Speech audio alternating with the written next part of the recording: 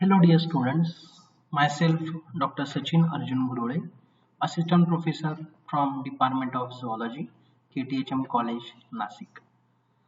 In the previous video of entomology first belongs to chapter morphology of insect, we have completed the head segmentation, then the appendages belongs to the head, that is the mouth parts, and the antennae on the insect head and their types.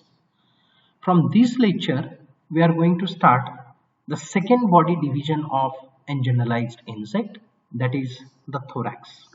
And we are going to discuss the thorax segmentation and the skeleton. So let's see the thoracic segmentation and the thoracic skeleton in the insect. The thorax is well differentiated middle part of the insect body, and it is connected to the head through a flexible neck, and this is referred as the cervicum, or it is also referred as a cervix, which is strengthened by this chitinous plate, the cervical sclerite. So this cervical sclerite, with the help of which the thorax is get attached to that of or connected to that of the head. Thorax typically composed of the three post-cephalic segment, post-cephalic in the sense after the cephalic region, and it is provided with a locomotory appendages, strong musculature, and exoskeletal elements constitute a locomotory centers of the body. So let's see thoracic segmentation. The thorax consists of the three segments, which is known as the prothorax, mesothorax, and the metathorax. And each of the thoracic segment bears ventrally a pair of legs, giving a unique hexapod condition to the insects, and hence they are referred as the hexapoda. In the pterygosa, besides leg, each meso and metathoracic segment possesses a pair of wings from the dorsolateral side. These wing-bearing segments of the thorax collectively referred as the pterothorax. Pterothorax refers to the two thoracic segments, that is mesothorax and metathorax, which are collectively referred as the pterothorax. In some of the lower insect order, as in Orthoptera, as also in some higher insect like Coleoptera, prothorax is generally free, large, and conspicuous structure as compared to the other insect. And in many higher order, the prothorax is much reduced and often inconspicuous. Now from these two characters you can able to identify which insect order are the ancient order and which are the modern insect order.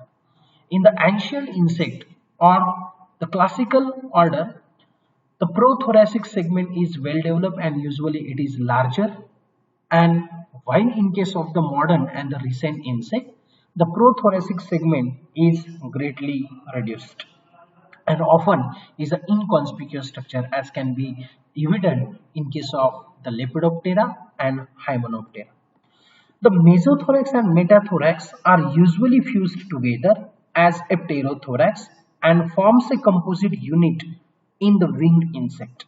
But in case of the larval stages of insect and wingless insect belongs to the Pterygota, they are distinctly separated by a conspicuous intersegmental membrane. So this is just the introduction for the thorax and their thoracic segmentation. Then let's see the thoracic skeleton. The wall of each segment of thorax is typically composed of dorsal, ventral, and two lateral skeletal plates forming a sort of compact box-like structure. The one plate is covering the dorsal side, another plate covering a ventral side, and pair of plates are covering the lateral side, forming some sort of the box-like structure in each thoracic segment. A dorsal skeletal plate, so this is a dorsal side and these are the skeletal plates. These dorsal skeletal plates are referred as the tergum. The tergum is also referred as the notum. The tergum or notum in accordance with the thoracic segment can be termed as pronotum, mesonotum and metanotum according to the which thoracic segment they are belongs to. The ventral skeletal plate is designated as the sternite or the sternum, and as per the segment to which it belongs is referred as the prosternum, mesosternum and the metasternum respectively. Similarly, the lateral plates are known as a pleura and can be specifically referred to as the propleura, mesopleura and metapleura, which are the lateral plate belongs to the respective segment of the thorax. The pleura of the prothorax is referred as a propleura, pleura of mesothorax is referred as the mesopleura, and pleura of the metathorax is referred as the metapleura. During the post-embryonic development, subdivisions of the principal segment plate often take place, and these subdivisions or skeletal parts of a single primary plate is termed as the sclerites. And there are such a three kinds of the sclerites are there. The sclerites represent a major areas of heavy sclerotization and falsely the secondary segmentation which can be found into the each thoracic segment. The sclerites of tergum, sternum and the pleura is called as tergite, sternite and pleurite. So in this lecture we are going to discuss only the first two sclerite, that is tergite and the sternite. So let's see first of all the tergite. The tergum of thoracic segment from the front to backwards is referred as the pronotum, mesonotum and metanotum respectively, from which segment it belongs to. In a pterygota and a larvae of insect, the tergum of each thoracic segment is undivided. When it is undivided, it is simply referred as the notum. But in case of the pterothoracic tergum is only found into the pterygote insect. It is undivided skeletal plate. The protergum occurs as a large plate in arthropteroid insect, or may reduce into a narrow skeletal band as can be found into the higher insect like Lepidoptera and the Hymenoptera. The notum of the wing-bearing segment, on the other hand, is typically divided by a transverse suture. So due to the presence of transverse suture, the whole area of the notum can be divisible into the different region, and these sutures are the prescutal suture. So this is a prescutal suture, and second one is a scutoscutellar suture. So these are the transverse suture which is responsible for dividing the whole area of the notum into the three regions, and they are referred as the prescutum, scutum and scutellum. So this whole area is referred as a notum, but due to the presence of these transverse suture, the first suture is prescutal suture or the prescutal inflation, and second one is a scutoscutellar inflation or scutoscutellar suture, which is responsible for dividing this whole notum into the three regions. Proximal is referred as the prescutum, middle is referred as scutum, and the posterior most is referred as scutellum. The intersegmental groove. So this is an intersegmental groove. Intersegmental groove in the sense the groove or the space which is present in between the two respective thoracic segments.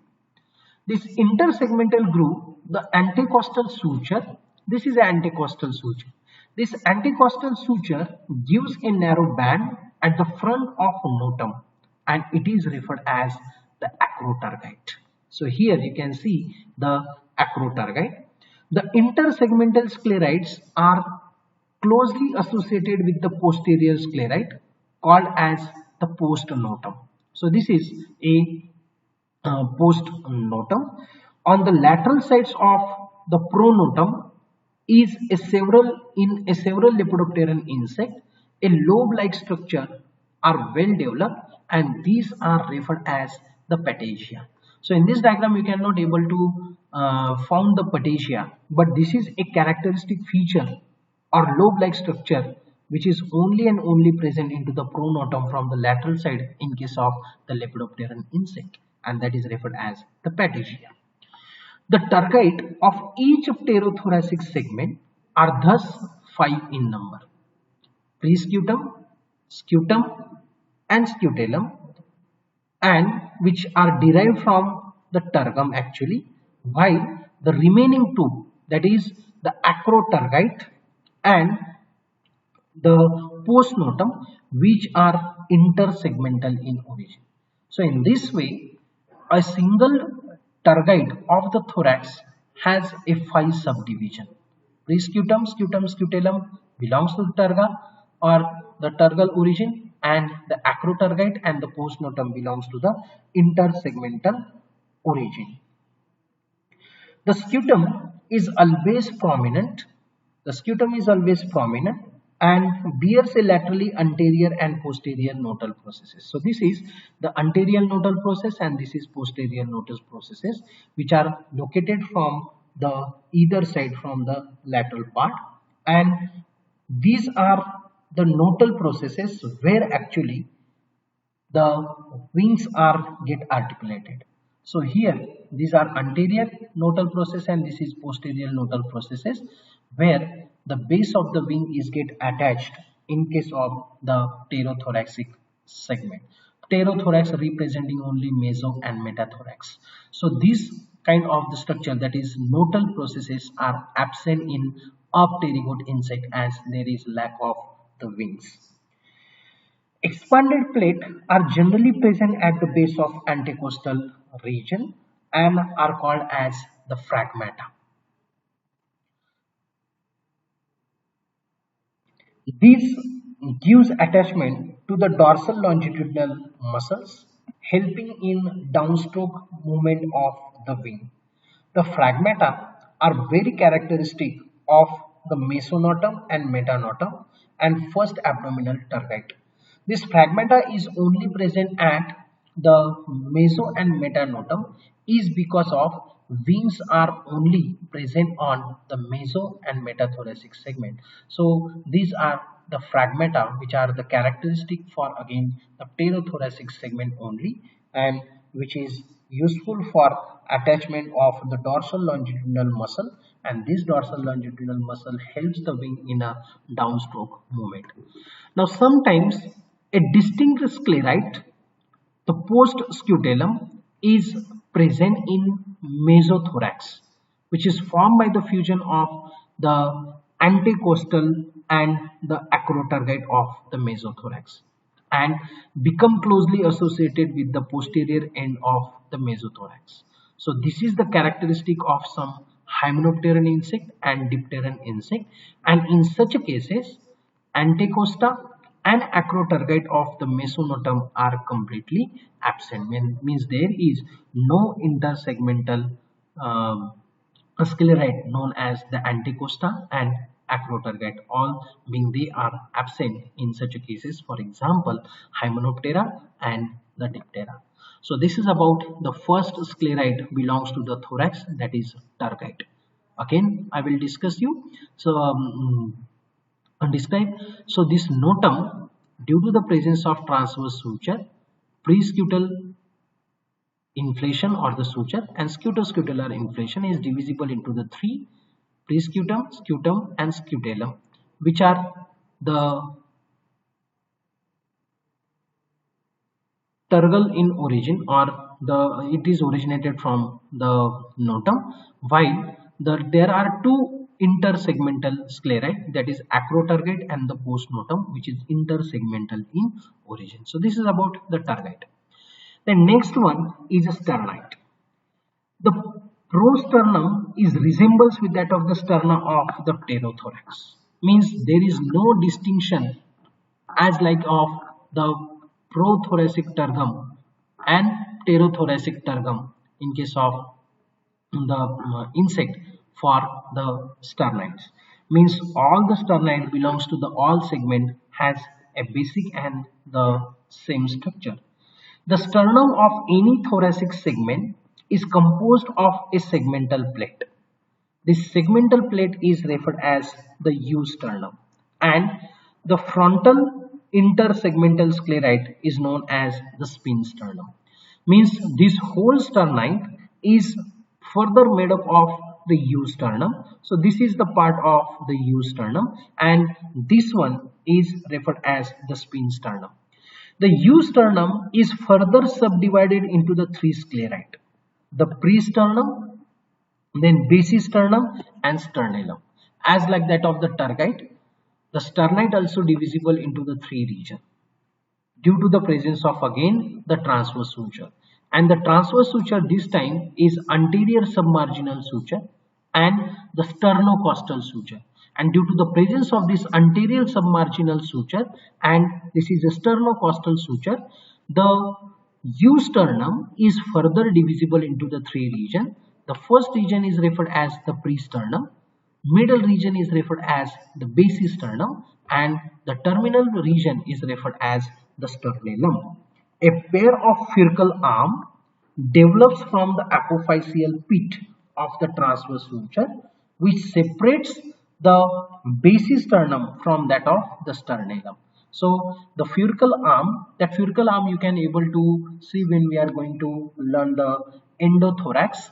At that time I will discuss what exactly the furcal arms, but for now just keep remember the furcal arm, these are responsible for making a distinction between the sternalum and the basisternum. Both these furcal arm partially represent the thoracic endoskeleton, which is referred as the endothorax. The spinosternum is also called as the poststernalum, as it is lies after the eusternum. It is also referred as the poststernalum. It produces the internally peg-like apodeme, and this peg-like apodeme is referred as the spina. The spina and the furca provides the areas for attachment of ventral longitudinal muscle.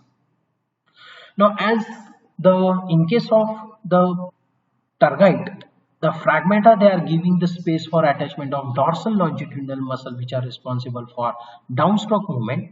Similarly, the peg-like appendage, that is spina, and the furcal arm, they are providing the areas attachment for the ventral longitudinal muscle, and the metasternum never bears a spina sternite. Means the spina is only belongs to the prosternum and mesosternum, and it is not found into the metasternum. So this is about the sternite. I will again discuss about the sternite. The sternite is the ventral sclerotic plate which is found in an insect. Unlike that of the tergite, all the sternites belongs to the three respective segments has a same characteristic feature, and there is no difference between the prosterna and the pterosterna, being they have a single similar structure.